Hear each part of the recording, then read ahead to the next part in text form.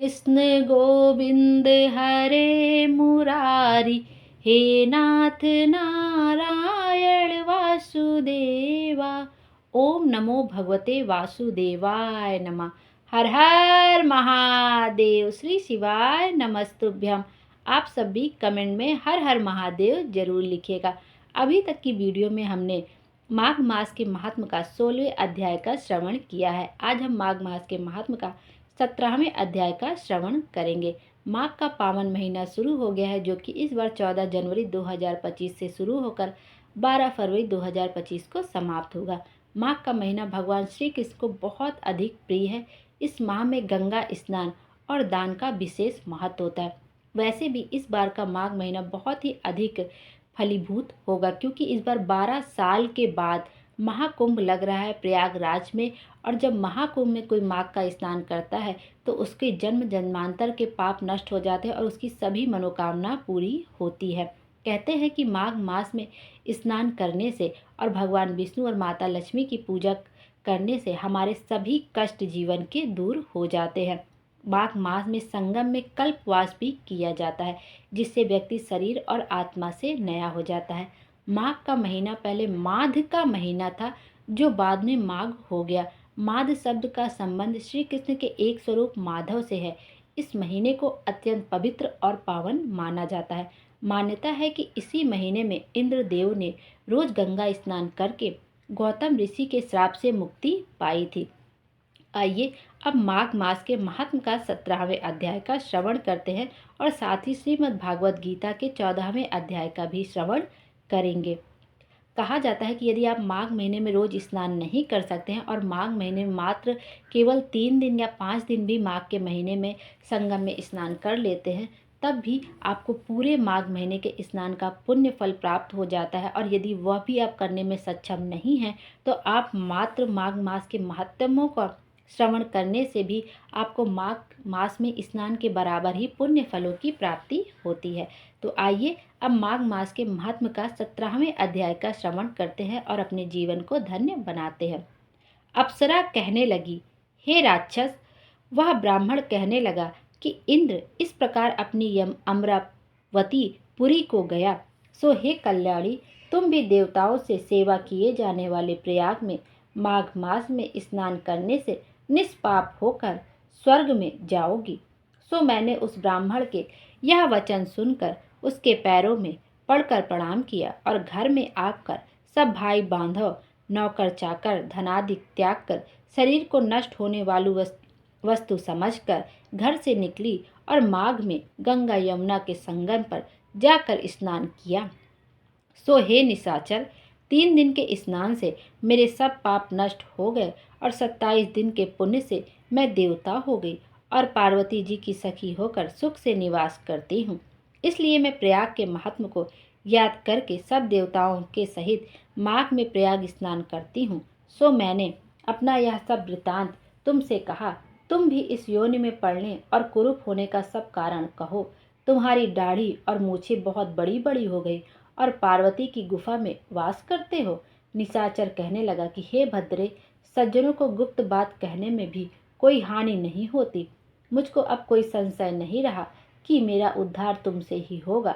सो मैं अपना सब वृतांत तुमसे कहता हूँ।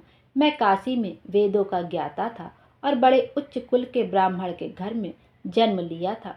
मैंने राजा, पापी, शूद्र तथा वैश्यों से अनेक प्रकार के दान लिए। मैंने दान लेने में चांडाल को भी नहीं छोड़ा। उस जन्म से मैंने कोई भी धर्म नहीं किया, वहीं पर ही मृत्यु को प्राप्त हो गया। तीर्थ स्थान पर मरने के कारण नरक में नहीं गया। पहले 2 बार गिद्ध योनि में, 3 बार व्याघ्र योनि में, 2 बार सर्प योनि में, 1 बार उल्लू की योनि में, अब 10वीं बार राक्षस हुआ हूँ और सैकड़ों वर्षों से इसी योनि में हूँ। इस स्थान को 3 योजन तक मैंने जंतुहीन कर दिया है। बिना अपराध के बहुत से प्राणियों को मैंने नष्ट किया। इस कारण मेरा मन अत्यंत दुखी है। तुम्हारे दर्शन से चित्त में कुछ शांति अवश्य आई है, क्योंकि सज्जनों का संग तुरंत ही सुखदायी होता है। मैंने अपने दुख के कारण आपसे कहे और सज्जन लोग सदैव दूसरे के दुखों से दुखी होते हैं। अब यह बताओ कि इस दुख रूपी समुद्र को कैसे पार कर सकता हूँ। क्या क्षीर सागर हंस को ही दूध देता है, बगुले को नहीं देता? दत्तात्रेय जी कहने लगे। इस प्रकार उसके वचन सुनकर कांचन मालिनी कहने लगी कि हे राक्षस, मैं अवश्य तुम्हारा कल्याण करूंगी। मैंने दृढ़ प्रतिज्ञा की है कि तुम्हारी मुक्ति के लिए प्रयत्न करूंगी। मैंने बहुत बार प्रयाग में स्नान किया है। वेद जानने वाले ऋषियों ने दुखी को दान देने की प्रशंसा की है। समुद्र में जल बरसने से क्या लाभ? प्रयाग में स्नान करने का एक बार का फल मैं तुम्हें देती हूँ। उसी से तुमको स्वर्ग की प्राप्ति होगी। उसके फल का अनुभव मैं कर चुकी हूँ। तब उस अप्सरा ने अपने गीले वस्त्र का जल निचोड़कर जल को हाथ में लेकर माघ स्नान के फल को उस राक्षस को अर्पण किया। उसी समय पुण्य प्राप्त वह राक्षस राक्षसी शरीर को छोड़कर तेजमय सूर्य के सदृश देवता रूप हो गया। आकाश में विमान पर चढ़कर अपनी कांति से चारों दिशाओं को प्रकाशित करता हुआ शोभायमान हुआ और कहने लगा कि ईश्वर ही जानता है कि तुमने कितना उपकार मुझ पर किया है।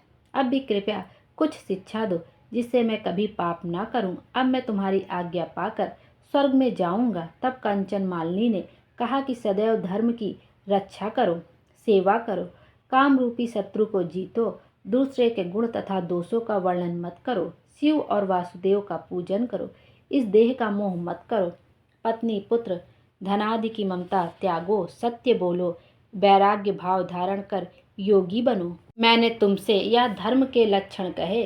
अब तुम देवता रूप होकर शीघ्र ही स्वर्ग को जाओ। दत्तात्रेय जी कहने लगे कि इस प्रकार गंधर्वों से शोभित वह राक्षस कांचन मालिनी को नमस्कार करके स्वर्ग को गया और देव कन्याओं ने वहां आकर कांचन मालिनी पर पुष्पों की वर्षा की और प्रेम पूर्वक कहा कि हे भद्रे, तुमने इस राक्षस का उद्धार किया है। इस दुष्ट के डर से कोई भी इस वन में प्रवेश नहीं करता था। अब हम निडर होकर विचरेंगे। इस प्रकार कांचन मालिनी उस राक्षस का उद्धार करके प्रेम पूर्वक देव कन्याओं से क्रीड़ा करते हुए शिवलोक को गई। बोलो विष्णु भगवान की जय। इस तरह से माघ मास के महात्म का 17वां अध्याय यहीं पर समाप्त होता है। अब हम श्रीमद् भागवत गीता के 14वें अध्याय का श्रवण करेंगे। 14वां अध्याय गुणत्रय विभाग योग। 14वें अध्याय का महात्म।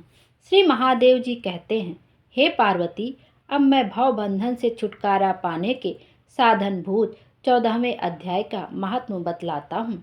तुम ध्यान पूर्वक सुनो। सिन्हल द्वीप में विक्रम बैताल नामक एक राजा थे, जो सिंह के समान पराक्रमी और कलाओं के भंडार थे। एक दिन वे शिकार खेलने के लिए उत्सुक होकर राजकुमारों सहित 2 कुतियों को साथ लिए वन में गए। वहां पहुंचने पर उन्होंने तीव्र गति से भागते हुए खरगोश के पीछे अपनी कुतिया छोड़ दी। उस सब प्राणियों के देखते देखते खरगोश इस प्रकार भागने लगा मानो कहीं उड़ गया है। दौड़ते दौड़ते बहुत थक जाने के कारण वह एक बड़ी खंडक में गिर पड़ा। गिरने पर भी कुतिया के हाथ नहीं आया और उस स्थान पर जा पहुंचा जहाँ का वातावरण बहुत ही शांत था। वहाँ हरिण निर्भय होकर सब और वृक्षों की छाया में बैठे रहते थे। बंदर भी अपने आप टूटकर गिरे हुए नारियल के फलों और पके हुए आमों से पूर्ण तृप्त रहते थे। वहाँ सिंह हाथी के बच्चों के साथ खेलते और सांप निडर होकर मोर की पांखों में घुस जाते थे। उस स्थान पर एक आश्रम के भीतर वत्स नामक मुनि रहते थे, जो जितेंद्रीय और शांत भाव से निरंतर गीता के 14वें अध्याय का पाठ किया करते थे। आश्रम के पास ही वत्स मुनि के किसी शिष्य ने अपना पैर धोया था। उसके जल से वहाँ की मिट्टी गीली हो गई थी। खरगोश का जीवन कुछ शेष था। वह हाँफता हुआ आकर उसी कीचड़ में गिर पड़ा। उसके स्पर्श मात्र से ही खरगोश दिव्य विमान पर बैठकर स्वर्गलोक को चला गया। फिर कुतिया भी उसका पीछा करते हुई वहाँ आई। वहाँ उसके शरीर में भी कीचड़ के कुछ चींटे लग गए थे। फिर भूख प्यास की पीड़ा से रहित हो कुतिया का रूप त्याग कर उसने दिव्यांगना का रमणीय रूप धारण कर लिया तथा गंधर्वों से सुशोभित दिव्य विमान पर आरूढ़ होकर वह भी स्वर्गलोक को चली गई। यह देखकर मुनि के मेधावी शिष्य ईश्वकंधर हंसने लगे। उन दोनों के पूर्व जन्म के वैर का कारण सोचकर उन्हें बड़ा विस्मय हुआ था। उस समय राजा के नेत्र भी आश्चर्य से चकित हो उठे। उन्होंने बड़ी भक्ति के साथ प्रणाम करके पूछा, विप्रवर, नीच योनि में पड़े हुए दोनों प्राणी कुतिया और खरगोश ज्ञानहीन होते हुए भी स्वर्ग में चले गए, इसका क्या कारण है? इसकी कथा सुनाइए। शिष्य ने कहा, भूपाल, इस वन में वत्स नामक ब्राह्मण रहते हैं। वे बड़े जितेंद्रिय महात्मा हैं। गीता के 14वें अध्याय का सदा जप किया करते हैं। मैं उन्हीं का शिष्य हूँ। मैंने भी ब्रह्म विद्या में विशेषज्ञता प्राप्त की है। गुरु जी ही की भांति मैं भी 14वें अध्याय का प्रतिदिन जप करता हूँ। मेरे पैर धोने के जल में लौटने के कारण यह खरगोश कुतिया के साथ स्वर्गलोक को प्राप्त हुआ है। अब मैं अपने हंसने का कारण बताता हूँ। महाराष्ट्र में प्रतियुदक नामक महान नगर है। वहाँ केशव नामक एक ब्राह्मण रहता था, जो कपटी मनुष्यों में अग्रणी था। उसकी स्त्री का नाम बिलोभना था। वह स्वच्छंद विहार करने वाली थी। इससे क्रोध में आकर जन्म भर के बैर को याद करके ब्राह्मण ने अपनी स्त्री का वध कर डाला और उसी पाप से उसको खरगोश की योनि में जन्म मिला। ब्राह्मणी भी अपने पाप के कारण कुतिया हुई। श्री महादेव जी कहते हैं, यह सारी कथा सुनकर श्रद्धालु राजा ने गीता के 14वें अध्याय का पाठ आरंभ कर दिया। उससे उन्हें परम गति की प्राप्ति हुई। बोलो विष्णु भगवान की जय। इस प्रकार से श्रीमद् भागवत गीता का 14वां अध्याय यहीं पर समाप्त होता है। हर हर महादेव। श्री शिवाय नमस्तुभ्यम। भोले बाबा हम सब की मनोकामना पूरी करें और हमारे जीवन को खुशियों से भर दे। Thank you.